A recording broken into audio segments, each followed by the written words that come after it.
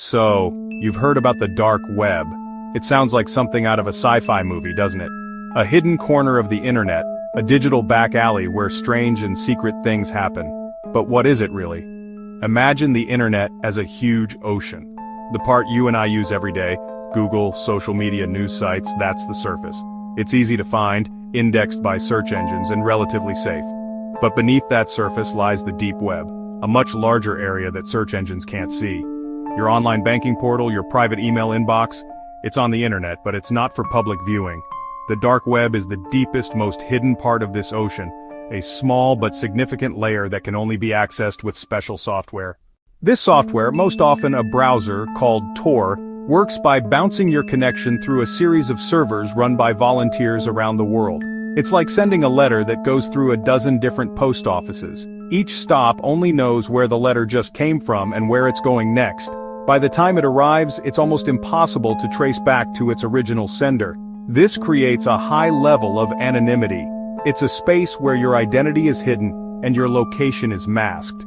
That's what makes it so different from the regular internet, where our digital footprints are tracked with every click. It's a world built on the idea of not being found. Naturally, this level of anonymity attracts a wide range of people. Journalists in oppressive regimes, political activists, whistleblowers. It's a tool for free speech in places where there is none.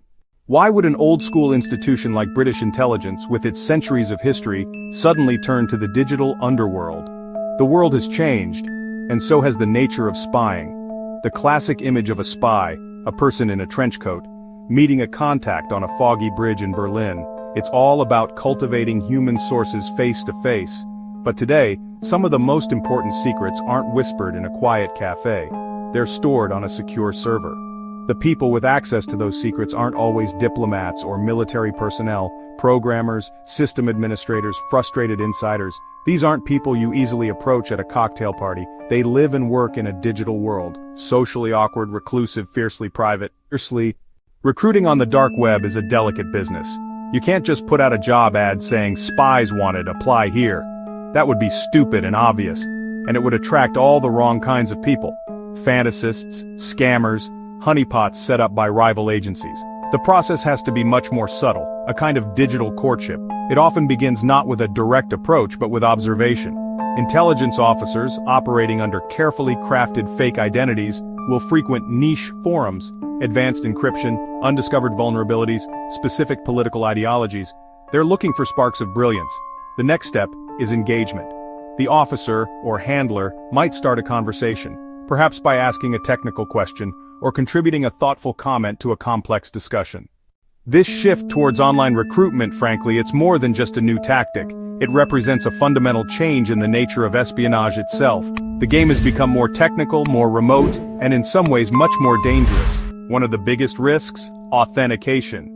How do you know that brilliant hacker you've been cultivating for 6 months isn't an agent from a rival intelligence agency running a deception operation?